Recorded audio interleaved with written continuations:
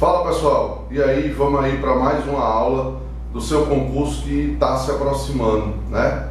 Vamos aqui discutir hoje a colonização do interior da Paraíba, né? O processo de penetração, de conquista do interior da Paraíba. Então vamos aqui fazer algumas discussões, tá? Antes, vamos dar uma contextualizada na discussão para podermos entrar no ponto em questão, que é a penetração do interior. Vamos lá. Então, o primeiro ponto importante é o seguinte: o que foi que aconteceu, né, que Portugal, que o Estado português começou a se preocupar em querer ocupar, colonizar o interior paraibano.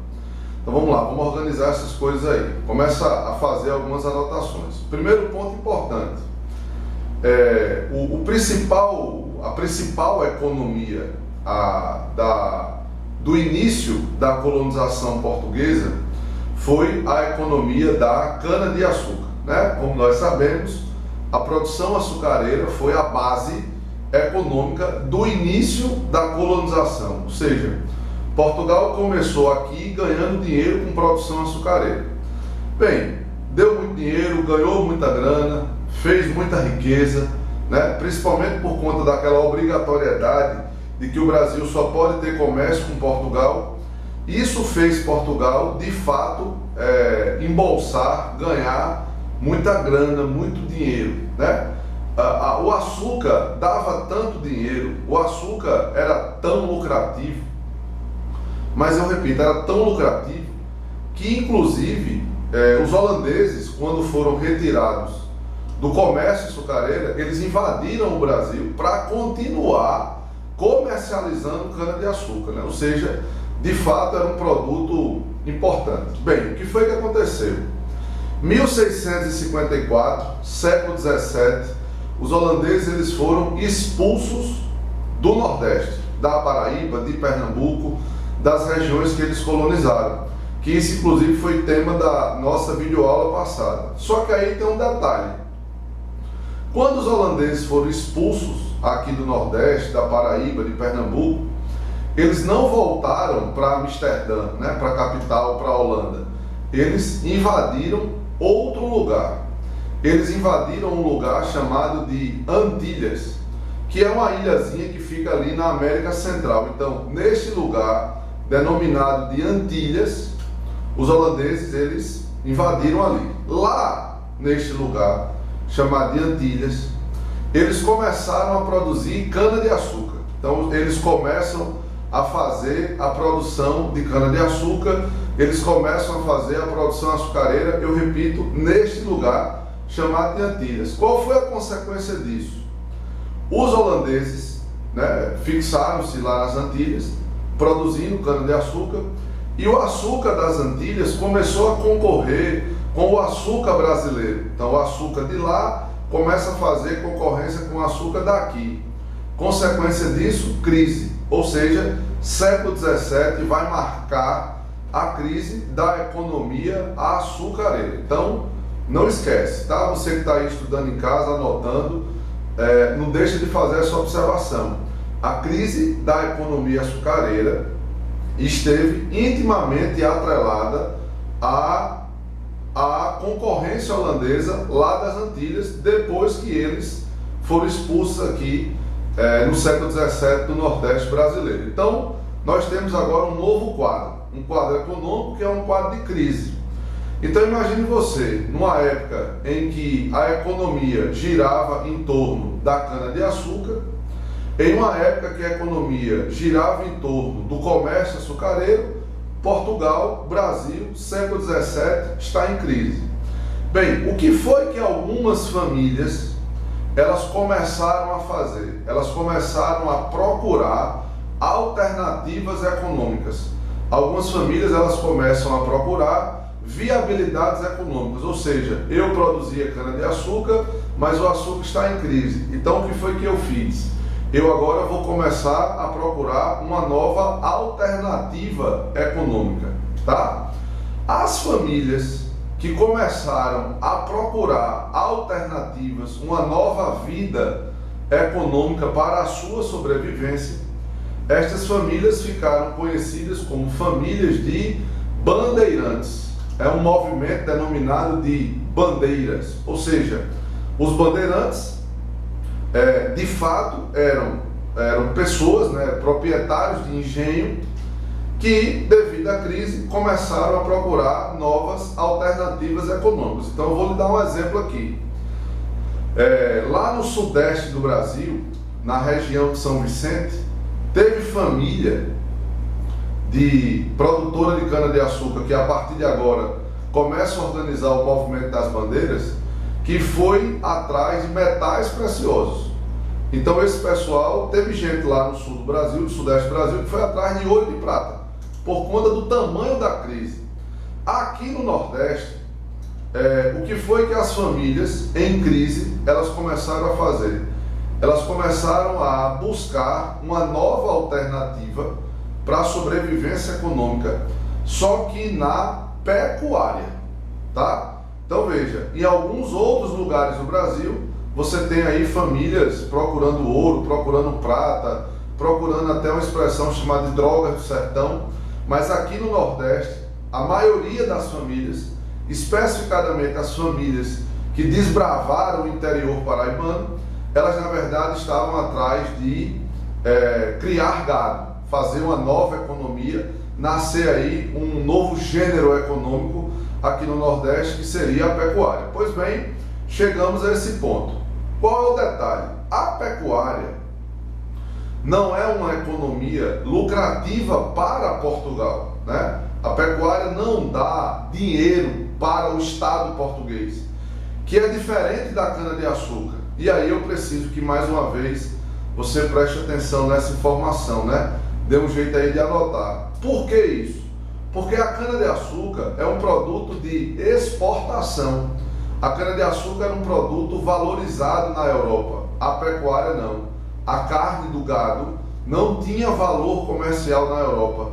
A carne do gado seria comercializado dentro do Brasil. Ou seja, Portugal não conseguia ter lucros com a pecuária. Então, o que foi que o rei de Portugal, preocupado com essa expansão da pecuária, ele fez? Ele permitiu a criação de gado fora da faixa litorânea. Foi que o rei de Portugal disse: olha, você pode criar gado, pode sim, sem nenhum problema, agora tem que ser fora da faixa da cana-de-açúcar. Ou seja, o que é que ele está querendo?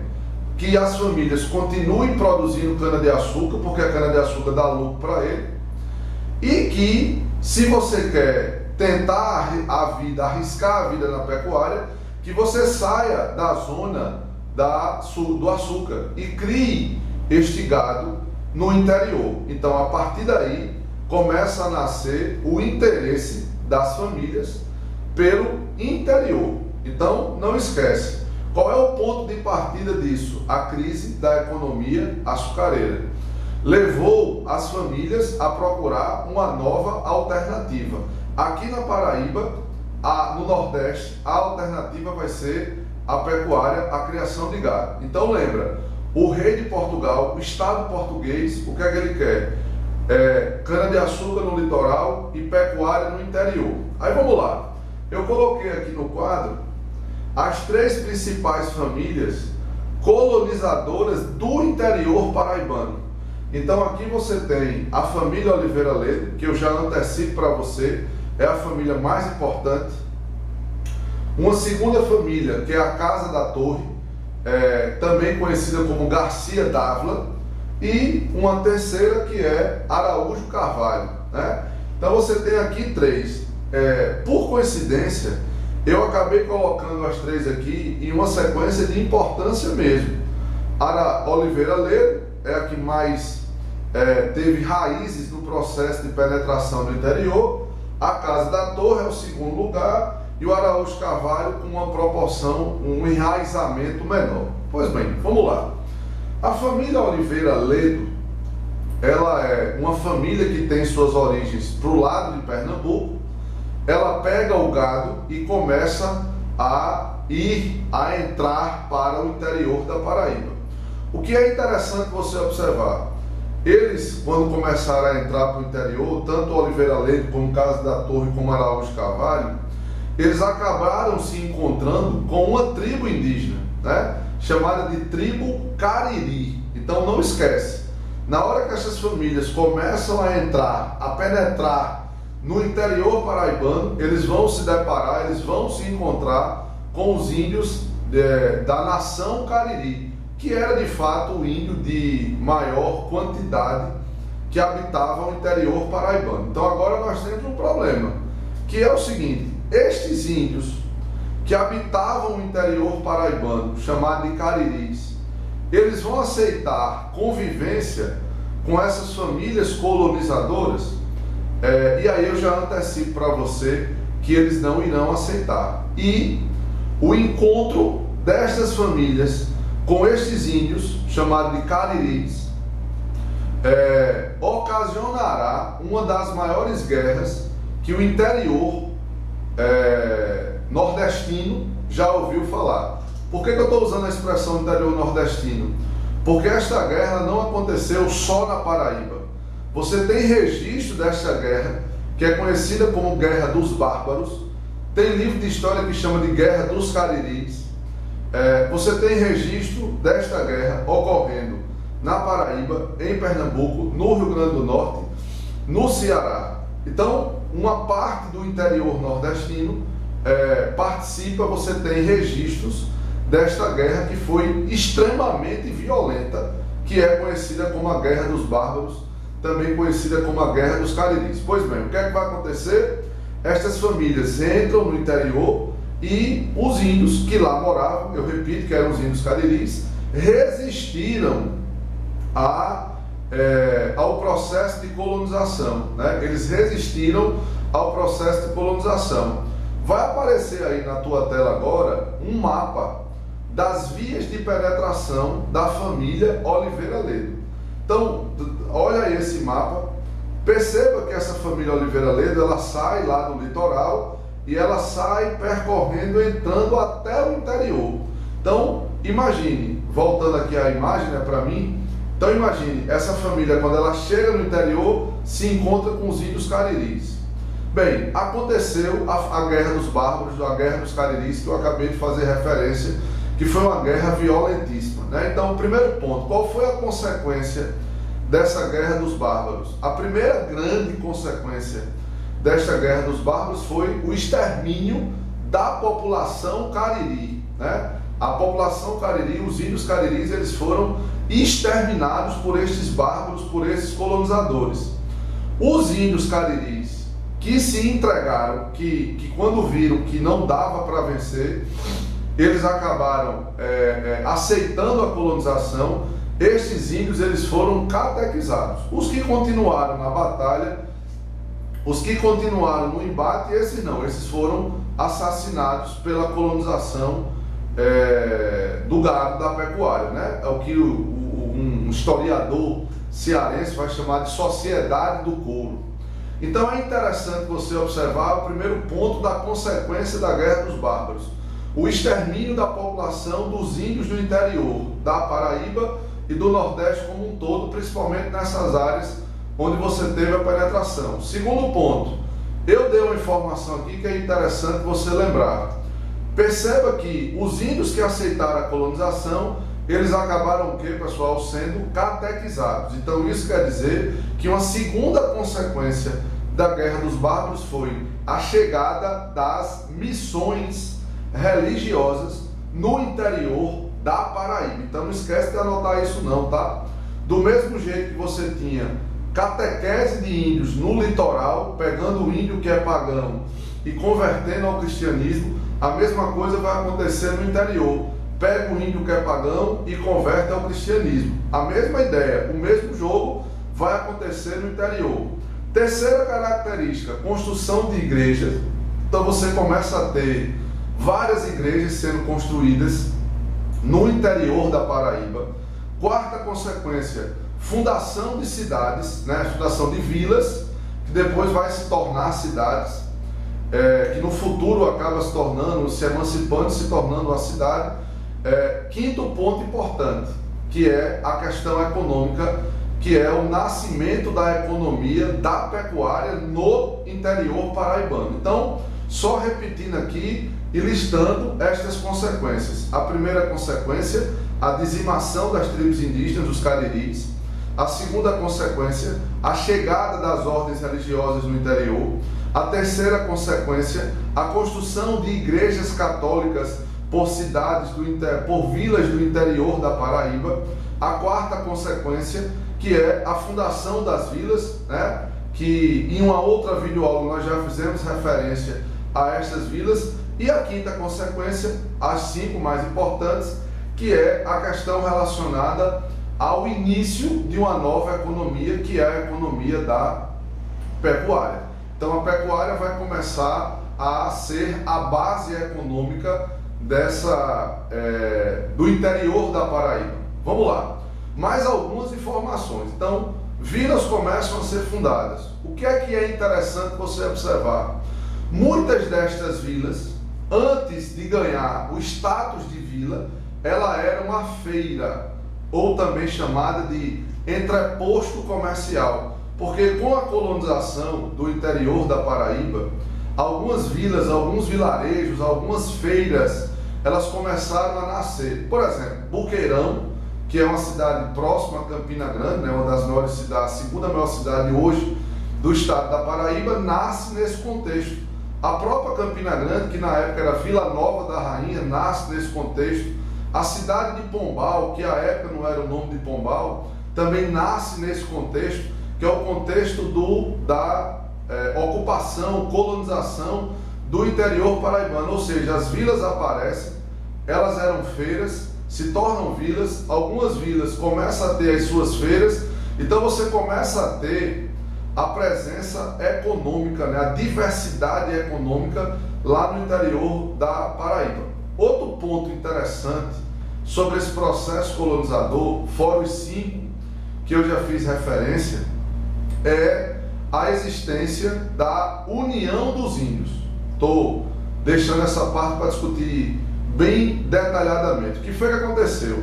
Quando o colonizador chegou, que o índio Cariri começou a se defender, né, que o índio Cariri começa a se defender, o que é mais interessante? Estes índios do interior da Paraíba, do Rio Grande do Norte, do Ceará, de Pernambuco, eles começaram a se unir para se defender dos colonizadores. Esta união dos índios para se defender das famílias colonizadoras ficou conhecida como Confederação dos Cariris, tá? Então veja, o colonizador chega para exterminar os índios. O que é que vai acontecer com esses índios?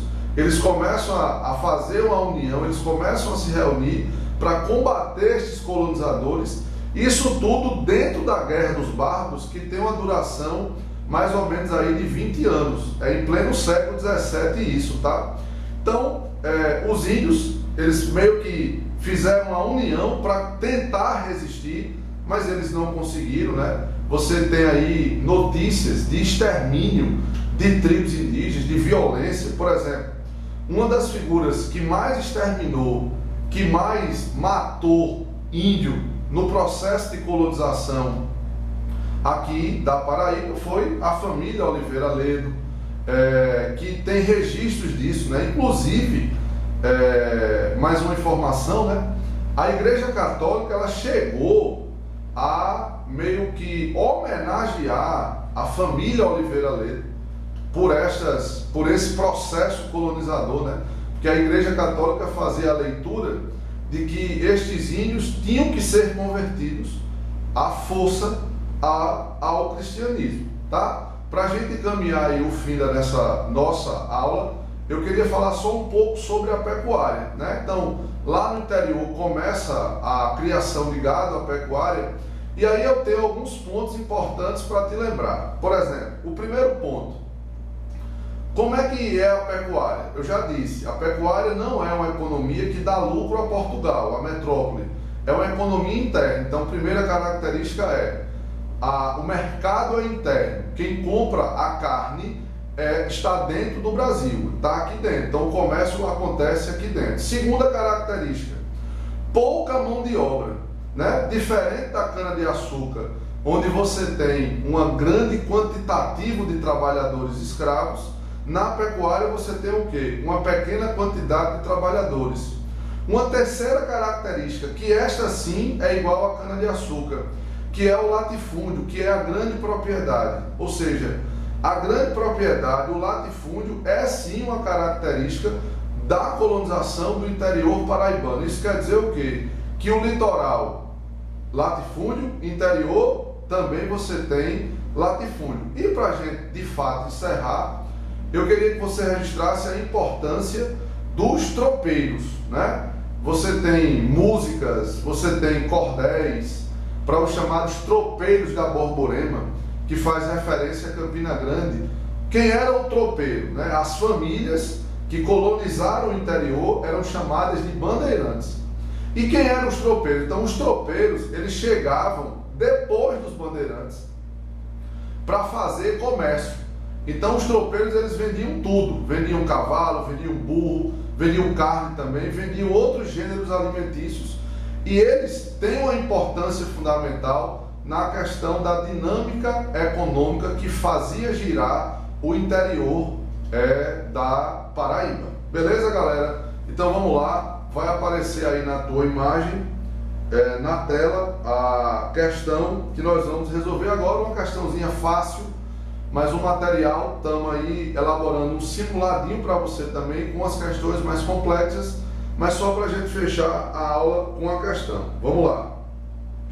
Foram disputas intermitentes entre os índios cariris, que ocupavam extensas áreas do Nordeste, contra a dominação dos colonizadores portugueses. Ocorreu em 1682 e durou cerca de 20 anos de confrontos. Estamos falando, letra A, Guerra dos Bárbaros, letra B, Balaiada, letra C, Confederação dos Tamoios, letra D, Revolta dos Perdidos, letra E, Revolta do Quebra-Quilos. Resposta correta, letra A, a Guerra dos Bárbaros. Beleza? Valeu, galera, até a próxima videoaula. Um abraço.